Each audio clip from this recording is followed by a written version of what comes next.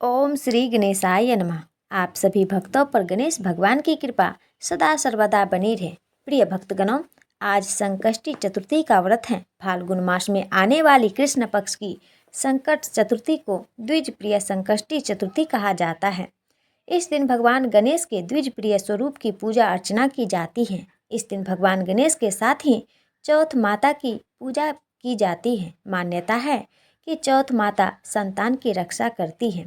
ऐसे में बच्चों से जुड़ी कोई समस्या हो या बच्चों को सुखद भविष्य की कामना आप रखते हैं तो आज के दिन सच्चे मन से व्रत की कथा जरूर पढ़नी या सुननी चाहिए। यदि आप उपवास नहीं रख भी रहे हैं तो भगवान गणेश की पूजा करके श्रद्धा और विश्वास के साथ आज के दिन इस कथा को जरूर सुनिए। चतुर्थी तिथि का व्रत बिना चंद्र देवता की पूजा के अधूरा माना जाता है। प्रिय भक्तों, सबसे पहले जान लीजिए आज चंद्रोदय का समय। आज 16 फरवरी रविवार को चंद्रोदय का समय होगा रात्रि के 9:47 पर। अब सुनिए विघ्नहर्ता भगवान श्री गणेश और चौथ माता की कथा। एक समय की बात है, पूर्व काल में एक धर्मनिष्ठ राजा का राज्य था। वह राजा अत्यंत आदर्श और धर्मात्मा था। उसके राज में एक अत्यंत सज्जन और धर्मनिष्ठ ब्राह्मण हुआ करते थे जिनका नाम था विष्णु शर्मा।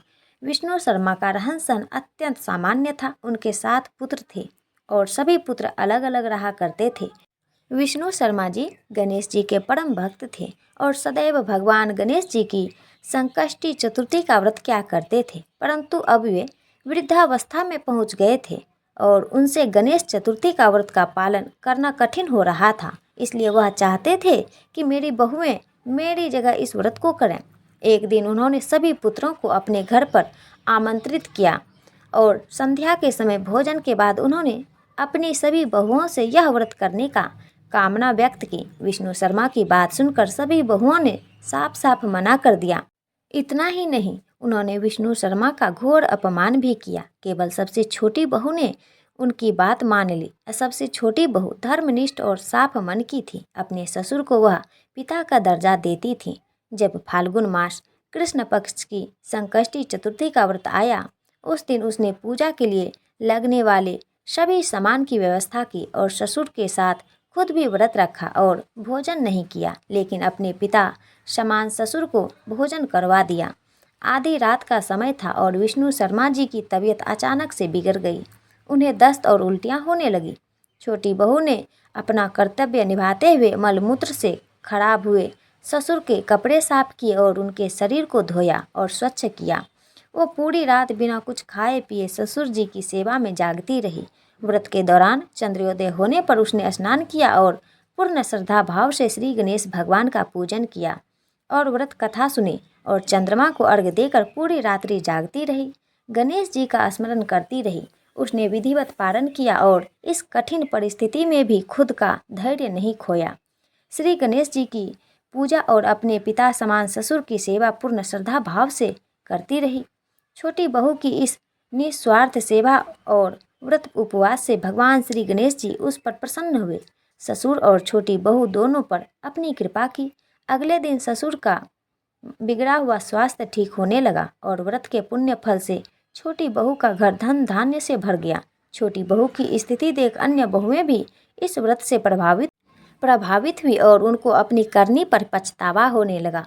उन्होंने बिना विलंब किए अपने पिता समान ससुर जी के पैर छुए और उनसे क्षमा याचना की और उन्होंने भी फाल्गुन कृष्ण पक्ष की संकष्टी गणेश चतुर्थी का व्रत अगले वर्ष किया। इतना ही नहीं, उन्होंने अब से साल भर आने वाली हर संकष्टी गणेश चतुर्थी का व्रत करने का शुभ संकल्प भी लिया। भगवान श्री गणेश जी की असीम अनुकंपा से सभी का स्वास्थ्य सुधर गया और घर में अन्न धन के भंडारे भर गए। उनके घर में कोई भी कार्य होता, किसी भी कार्य में कोई विघ्न उत्पन्न नहीं होती। पूरे गांव में शहर में उनके घर का मान सम्मान बढ़ा। गणेश जी की अनन्य कृपा से उनके घर रिद्धि सिद्धि का वास हुआ।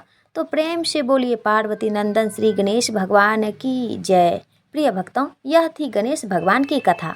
अब सुनिए चौथ माता की कथा, क्योंकि चतुर्थी का व्रत बिना चौथ माता की कथा सुने अधूरा रहता है। तो प्रेम से बोलिए चौथ माता की जय। पौराणिक कथा के अनुसार एक बार एक सेठ सेठानी थे। उनका एक बेटा और बहू भी थे। बहू सबको भोजन कराकर फिर स्वयं भोजन करती। उनकी एक पड़ोसन भी थी जो ऐसी थी कि रोज पूछती कि बहू आज क्या बनाया, क्या खाया, तो बहू कहती ठंडो बासी। एक दिन पति ने उसकी बात सुन ली तो पति सोचने लगा कि वह तो रोज ताज़ा और गर्म खाना खाती है, फिर भी ऐसा क्यों कहती है। उसके पति ने ऐसा सुनकर विचार किया, आज तो पकवान बनवाकर फिर देखते हैं कि मेरी पत्नी पड़ोसन से क्या कहती है। तब उसने अपनी पत्नी से कहकर तरह तरह के पकवान बनवाए और घर के सभी लोगों ने एक साथ बैठकर भोजन किया। भोजन करने के बाद उस दिन भी पड़ोसन ने पूछा कि बहू आज क्या बनाया, क्या खाया, तो बहू पहले की तरह कहने लगी ठंडो बासी खाया। सेठ के लड़के ने सोचा हो ना हो कोई बात तो जरूर है जिससे मेरी पत्नी रोज ऐसा कहती है। तो उसने उससे एक दिन अपनी पत्नी से पूछा, तुम रोज पड़ोसन को ठंडो बासी खाया ऐसा क्यों कहती हो, जबकि हम सब तो एक साथ बैठकर आज कई तरह के पकवान खाए हैं। तो उसकी पत्नी कहने लगी, हम सब जो खा रहे हैं वह हमारे बाप दादाओं की कमाई है। जिस दिन आप कमा कर लाओगे उस दिन मैं समझूंगी कि हम ताज़ा भोजन कर रहे हैं। अब एक दिन लड़के ने माँ से कहा, माँ मैं एक बड़े शहर में कमाने के लिए जा रहा हूँ।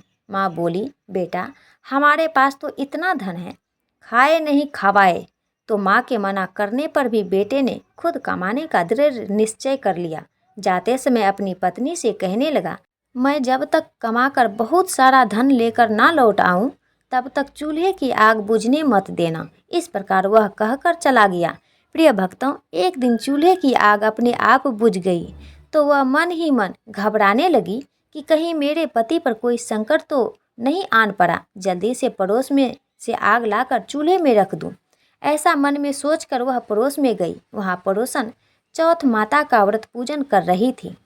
पड़ोसन ने कहा कि थोड़ी देर में आकर आग ले जाना। बहू ने पड़ोसन से पूछा, आप चौथ का यह व्रत क्यों करती हो, इससे क्या फल मिलता है। पड़ोसन कहने लगी, चौथ माता के इस व्रत को करने से अन्न धन लक्ष्मी मिलती है, अपनी मनोकामनाएं पूरी हो जाती हैं, पति पर और बच्चों पर आया संकट भी दूर हो जाता है। पड़ोसन से व्रत की समस्त विधि पूछकर कथा के बारे में जानकर अब वह बहू ने भी अगली बार से चौथ माता का व्रत रखना आरंभ कर दिया। दीवार पर चौथ माता की चित्र बनाई। उस दिन घी लड्डू का चूरमा बनाकर रात को चंद्रमा को अर्घ्य देकर भोजन किया। ऐसा करते करते बहू को बहुत दिन बीत गए। वह हर दिन अपने पति को याद किया करती। एक दिन चौथ माता ने बहू के पति को सपने में आकर कहा, साहूकार के बेटे तू जागे कि सोवे, तेरी पत्नी घर में तुझे बहुत याद कर रही है। घर जाकर उसकी चिंता दूर कर। तू दुकान खोल कर बैठ जा और चौथ माता की जय कहकर अपना लेन देन शुरू कर। आज तेरा हिसाब चुकता हो जाएगा। अब तो चौथ माता ने जैसा कहा वैसा ही हुआ। उसने जल्दी जल्दी घर जाने की तैयारी शुरू कर दी और गाड़ी भर के धन दौलत लेकर साथ चल दिया। रास्ते में एक बड़ा सा काला नाग फन फैलाए बैठे हुए था और कहने लगा, आज तो मैं तुझे डस लूँगा, छोड़ूंगा नहीं। आज तेरी आयु पूरी हो गई। तब साहूकार के बेटे ने सांप से कहा, हे सर्प देवता, आज चौथ माता ने मुझे सपने में बताया है, इसलिए मैं अपने पत्नी से मिलने घर जा रहा हूँ।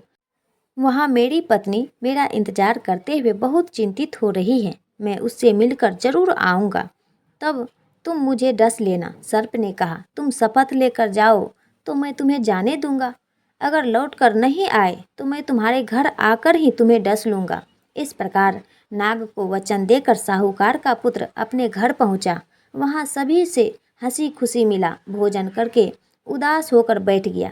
उसकी पत्नी ने उदास होने का कारण पूछा। पति ने नाग वाली बात बताते हुए कहा कि अगर मैं उसके पास नहीं जाऊंगा तो वह तो घर पर ही आकर मुझे डस लेगा। उसकी पत्नी बहुत ही चतुर और समझदार थी। कहने लगी, आप बिल्कुल भी चिंता मत करिए स्वामी, मैं आपको एक उपाय बताती हूँ, आप आराम से लेट जाओ। तब पत्नी ने तो उसने अपने कमरे की सातों सीढ़ी धो डाली। पहली सीढ़ी पर रेत, दूसरी पर इत्र, तीसरी पर गुलाब का फूल, चौथी पर कंकु केसर, पांचवी पर लड्डू पेड़ा, छठी पर गद्दा गलीचा और सातवीं पर दूध से भरकर कटोरा रख दिया। इस प्रकार वह 7 सीढ़ियों को सजाकर बैठ गई। आधी रात होते ही नाग आया और सीढ़ियाँ चढ़ने लगा। पहली सीढ़ी पर रेत मिला तो रेत में लौट गया। कहने लगा, सेठ की बहू ने आराम तो बहुत दिया, पर वचन से बदकर आया हूँ, इसलिए डसूंगा तो जरूर। इस प्रकार 7 सीढ़ियों पर वह नाग आराम करता हुआ कहता हुआ कि डसूंगा तो जरूर कमरे में जाने ही वाला था कि चौथ माता ने विचार किया कि मैं इसे नहीं बचाऊंगी तो संसार में धर्म कर्म और मेरे व्रत पूजन को कोई नहीं मानेगा। अब तो गणेश जी, चंद्र देवता और चौथ माता ने साहूकार के बेटे को बचाने का विचार किया। चंद्रमा जी ने उजाला किया, चौथ माता ढाल बन गई। गणेश जी ने तलवार लेकर उस नाग को मार दिया और ढाल से ढक दिया। उधर बहू भी थकी हारी सो गई। दिन हुआ तो लोग बेटे से मिलने आए, परंतु बहू बेटा तो उठे ही नहीं थे।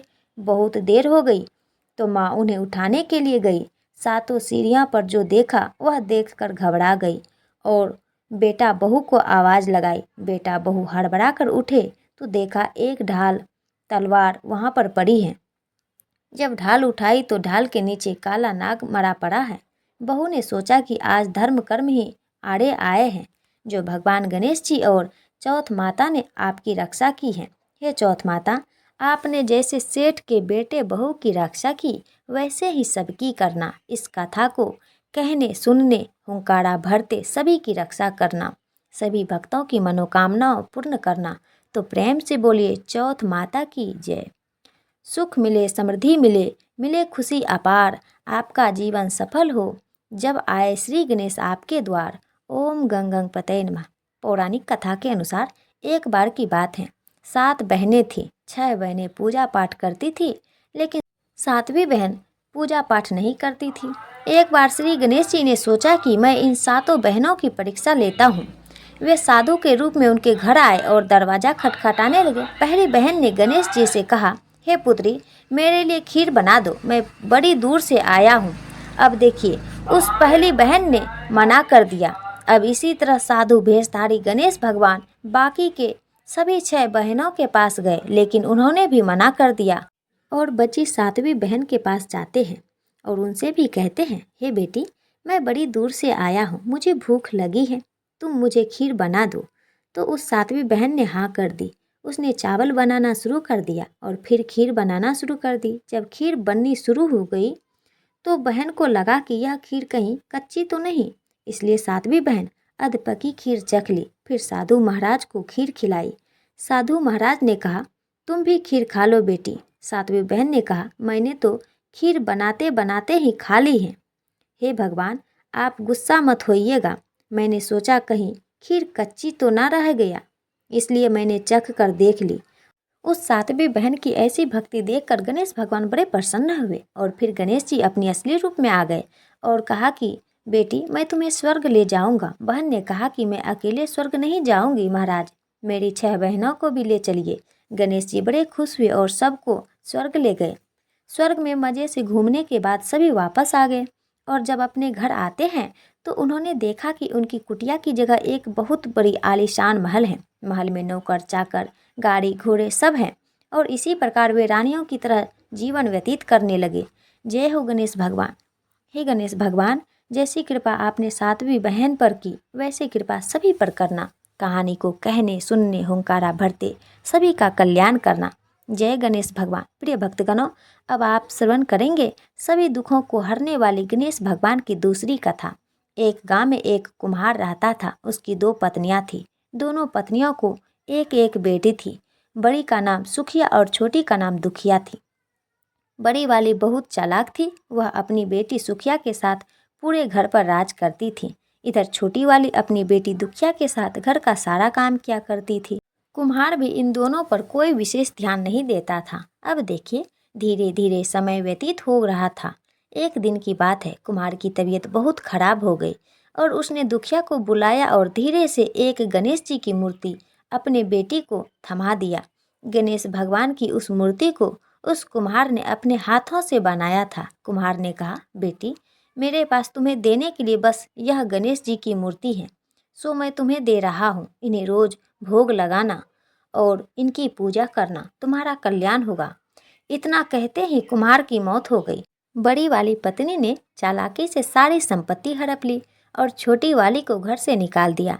छोटी वाली अपनी बेटी दुखिया के साथ सूत काट कर कपड़े बुनकर बेचती और जो पैसा मिलता उससे वह अपना जीवन यापन किया करती थी। एक दिन की बात है, दुखिया की माँ ने अपनी बेटी से कहा कि तुम रुई का ध्यान रखना, यह रुई सूख जाए तो घर में ले जाकर रख देना।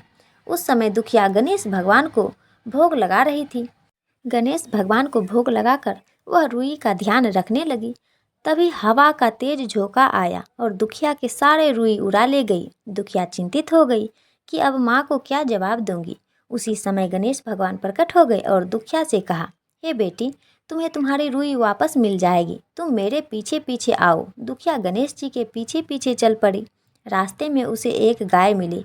गाय बोली, बेटी, मेरे चारों ओर गोबर बिखरे पड़े हैं, तुम जरा इन्हें साफ कर दोगी। प्रिय भक्तों, मेहनत और दूसरी की सेवा करने की आदि दुखिया अपने स्वभाव के अनुसार गोबर साफ करने लगी। उसके बाद गाय के आगे उसने घास का एक बड़ा सा गट्ठर रख दिया और पानी भर बाल्टी भी रख दी। तब गाय माता ने कहा, बेटी, आते समय मुझसे मिलते जाना। अब दुखिया आगे बढ़ती है। आगे जाते जाते एक केले का पेड़ पड़ता है। केले के पेड़ ने कहा, बेटी, मेरे पेड़ के नीचे बहुत सारे खरपतवार हैं और मेरी टहनी नीचे की तरफ झुक गई है, तुम इसे सीधा कर दो और मेरे खरपतवार को साफ कर दो। दुखिया ने केले के पेड़ के आग्रह पर उसके नीचे गिरे सभी पत्तों को हटाया, एक टहनी की मदद से पेड़ को सीधा किया और फिर वह केला बोला, हे बेटी, तुम यदि वापस आना तो मुझसे मिलते हुए जाना। दुखिया ने कहा, ठीक है। दुखिया ने कहा, ठीक है पेड़ महाराज। अब दुखिया आगे बढ़ी। आगे जाते जाते एक घोड़ा मिला जो खूंटी से बंधा हुआ था। घोड़े ने कहा, बेटी, मैं बहुत दिनों से भूखा हूँ, कुछ खाने को दे दो। दुखिया ने उसे घास काट कर खिलाया और पानी पिलाया। आगे बढ़ने पर एक चांदी की सफ़ेद बालों वाली बुढ़िया माई मिली जो चांद की माँ की थी। गणेश भगवान ने दुखिया को इशारा किया कि जाकर उन्हीं बुढ़िया माई से अपनी रुई मांग ले। दुखिया ने बुढ़िया माई के चरण स्पर्श किए और अपनी रुई मांगी। बुढ़िया माई बोली, रुई मिलेगी, लेकिन पहले अंदर जाकर बालों में तेल लगाकर तालाब में नहा, इसके पश्चात नई साड़ी पहनकर खाना खाकर आ। दुखिया बूढ़ी माई के घर के अंदर चली गई और बालों में तेल लगाकर ज्यों ही उसने तालाब में डुबकी लगाई, चमत्कार हो गया, वह परी की तरह सुंदर बन गई। दूसरी डुबकी लगाई तो उसका शरीर गहनों से लद गया। तीसरी डुबकी लगाने की उसकी हिम्मत नहीं हुई। उसने कक्ष में आकर कीमती साड़ी ना पहनकर एक साधारण सी साड़ी पहनी। भोजन कक्ष में गई तो वहाँ रसोई घर में पकवान सजे हुए थे। सभी पकवानों को छोड़कर दुखिया ने रोटी और सब्जी खाई और बुढ़िया के पास आ गई। बुढ़िया माई ने उसे उसका रुई वापस लौटा दिया और अपने पास रखे 2 डब्बों में से एक डब्बा उपहार स्वरूप ले जाने को कहा। दुखिया ने छोटा वाला डब्बा उठाया और अपने घर की तरफ चल पड़ी। रास्ते में लौटते समय घोड़े ने उसे सोने के असरफियों से भरा घड़ा दिया। जब केले के पास पहुंची तो केले के पेड़ ने सोने के केले का एक गुच्छा दिया। गाय ने उसे बछिया दी। इतने सारे नायाब उपहार लेकर दुखिया खुशी खुशी घर आई। दुखिया ने उपहार से मिला डब्बा खोला तो उसमें से दिव्य रूपी एक सुंदर राजकुमार प्रकट हुआ। उसने दुखिया से विवाह कर लिया। उसके दिन फिर गए और तीनों माँ बेटी सुखी सुखी जीवन यापन करने लगे। अब देखिए, जब सुखिया की माँ ने यह सब देखा तो जल भुन गई। उसने भी छोटी की तरह रुई सुखाने डाला। अब हवा चलती है और रुई उड़ जाती है। बड़ी वाले ने तो अपनी बेटी सुखिया को उसे रुई लाने को भेजा। रास्ते में गाय, घोड़े, केले ने जो विनती दुखिया से की थी वही विनती सुखिया से भी की, लेकिन सुखिया मुंह पिचकाकर आगे चली गई और आगे जाते जाते चांदी सी बालों वाली वही बूढ़ी माँ बैठी हुई मिली। उसने बुढ़िया माई से अपनी रुई ऐसी मांगी जैसे वे आदेश दे रही हो। बुढ़िया माई ने कहा, अरे बेटी, गुस्सा क्यों होती हो? मेरे घर के अंदर जाओ और बालों में तेल लगाकर तालाब में डुबकी लगा लो और सुंदर वस्त्र पहनकर भोजन करके चली आना। अब क्या था, बुढ़िया माई के घर में सुखिया प्रवेश करती है और बुढ़िया माई के कहे अनुसार वह बालों में तेल लगाती है और पास में तालाब में डुबकी लगाने जाती है। तो जैसे ही एक डुबकी लगाती है तो वह सोने, चांदी, हीरे, मोती के आभूषणों से लद जाती है। इसके बाद जब दूसरी डुबकी लगाती है तो वह एक राक्षसी हो जाती है। यह देखकर सुखिया बहुत दुखी हुई। वह फिर बुढ़िया माई के घर में गई और बहुत ही सुंदर साड़ी पहनी और अच्छे अच्छे पकवान खाए और बुढ़िया माई के पास आकर अपनी रुई मांगने लगी। बुढ़िया माई ने कहा, बेटी यह 2 डब्बे रखे हैं, एक छोटा है और एक बड़ा है, जो तुम्हें लेना है ले सकती हो। सुखिया ने लालच बस बड़ा वाला डब्बा उठा लिया और यह सारी चीज़ें लेकर सुखिया आगे बढ़ती है और रास्ते में घोड़े के पास जाती है तो घोड़े ने उसे एक लात मारी। जब केले के पास जाती है तो उस केले ने उसके सिर ऊपर छिलकों की वर्षा कर दी। गाय ने भी उसे सिंह मारकर दूर फेंक दिया। रोती बिलखती सुखिया घर आई और माँ को सारी बातें बताती हैं।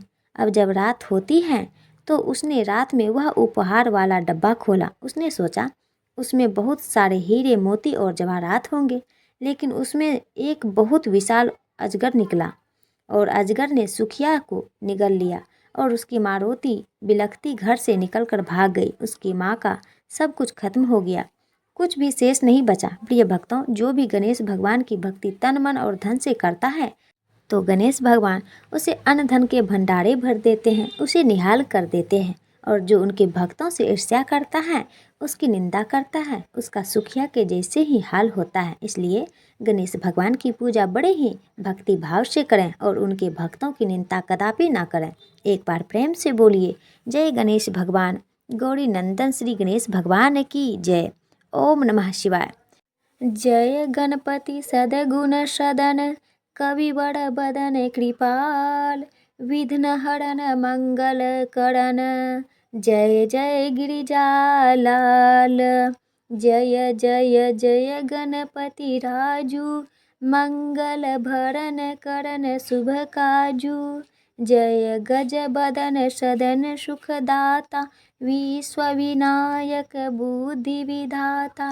वक्रतुंड शुचि सुंद सुहावन, तिलक त्रिपुंड भाल मन भावन। राजित मणि मुक्तन उर्माला, स्वर्ण मुकुट सिरि नयन विशाला। पुस्तक पानी कुठार त्रिशूल, मोदक भोग सुगंधित फूल। चंद सुंदर पीतांबर तन साजित, चरण पादुका मुनि मन राजित। धनी शिव सुवन षडासन भ्राता, गौरी ललन विश्वविधाता। रिद्धि सिद्धि तव चवर डुलावे, मूषक वाहन सोहत द्वारे। कहो जन्म शुभ कथा तुम्हारी, अति सुचि पावन मंगलकारी।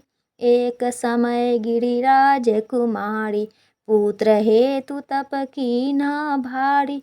भयो यज्ञ जब पूर्ण अनुपा, तब पहुँचो तुम धारी द्विज रूपा। अतिथि जानिके गौरी सुखाड़ी, बहुविधि सेवा करहि तुम्हारी। अति प्रसन्न है तुम वर दीना, मातु पुत्र हित जो तप कीना। मिलहि पुत्र तुहि बुद्धि विशाला, बिना गर्भ धारण यही कला। गणनायक गुण ज्ञान निधान, पूजित प्रथम रूप भगवाना। अस कही अंतर ध्यान रूप है, पलना पर बालक स्वरूप है। बनि शिशु रुदन जब ही तुम ठाना, लखी मुख सुख नहीं गौरी समान। सकल मगन सुख मंगल गावही, नभते सुरन सुमन वर्षावही। शंभु उमा बहुदान लुटावही, सुर मुनि जन सुत देखन आवही। लखी अति आनंद मंगल साझा, देखन भी आए शनि राजा। निज अवगुण गुनी शनि मन माही, बालक देखन चाहत नाही। गिरिजा कछ मन भेद बढ़ायो, उत्सव मोर न शनि तुहि भायो। कहन लगे शनि मन सकुचाई, का करी हो शिशु मोहि दिखाई। नहीं विश्वास उमा कर भयो, शनि सो बालक देखन कह्यो। परतहि शनि दृष्टि कौन प्रकाशा, बालक शीस उड़ी गयो आकाशा। गिरिजा गिरी विकल है धरनी, सो दुख दासा गयो नहीं वर्णी। हाहाकार मच्यो कैलासा, शनि कीन्ह्यो लखी सुत को नासा। तुरंत गरुड़ चढ़ी विष्णु सिधाए, काटी चक्र सो गज सिर लाए। बालक के धर ऊपर धारियो, प्राण मंत्र पर शंकर डारियो। नाम गणेश शंभु तब कीन्ह, प्रथम पूज्य बुद्धि निधि वर दीन्हे। बुद्धि परीक्षा जब शिव कीन्हा, पृथ्वी की प्रदक्षिणा लीन्हा। चले सदासन भर में भुलाई, रचि बैठ तुम बुद्धि उपाय। चरण मातु पितु के धर लीने, तिनके साथ प्रदक्षिणा कीने। धनी गणेश कही शिव ही हर्षे, नवते सुरन सुमन बहु बरसे। तुम्हारी महिमा बुद्धि बढ़ाई, शेष सहस मुख सके न गाई। मैं मतिहीन मलिन दुखारी, करहूँ कौन विधि विनय तुम्हारी। भजत राम सुंदर प्रभु दासा, लख प्रयाग ककरा दुर्वासा। अब प्रभु दया दीन पर कीजे, अपनी शक्ति भक्ति कुछ दीजे। जय श्री गणेश। यह चालीसा पाठ करे कर ध्यान नीत नव मंगल ग्रह वश, लहे जगत सम्मान संबंध अपने सहस्त्र दस ऋषि पंचमी दिनेश। पूरन चालीसा भयो मंगल मूर्ति गणेश। ओम गंग गणाधिपतये नमः। प्रिय भक्तगणों, अब आइए सुनते हैं गणेश जी की आरती। जय गणेश जय गणेश जय गणेश देवा, माता जाकी पार्वती पिता महादेवा। एक दंत दयावंत चार भुजाधारी, माथे सिंदूर सोहे मूसकी सवारी। जय गणेश जय गणेश जय गणेश देवा, माता जाकी पार्वती पिता महादेवा।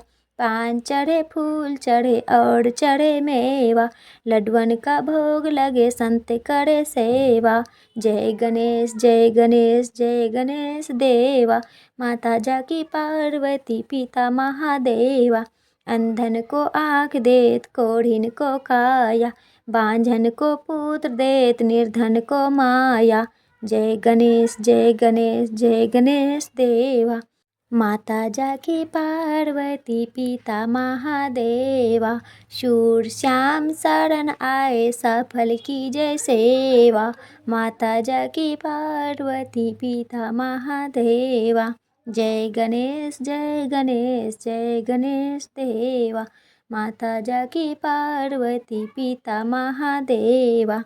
दीनन की लाज रखो शुंभ सुतकारी, कामना को पूर्ण करो ताऊ बलिहारी। जय गणेश जय गणेश जय गणेश देवा, माता जाकी पार्वती पिता महादेवा।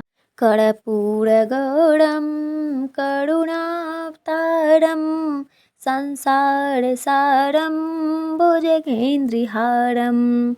सदा वशान्तं हृदयारविन्दे, भवं भवामि सहितं नमामि। ओम गणेशाय नमः। हे गणेश भगवान, आप अपने सभी भक्तों पर कृपा दृष्टि बनाए रखिए। देव, आप सबका शुभ करें, सबका मंगल करें। इस चैनल को सब्सक्राइब, लाइक और शेयर। इस कथा को भक्ति भाव से सुनने वाले अपने भक्तों पर कृपा दृष्टि सदैव बनाए रखिएगा। जय श्री गणेश।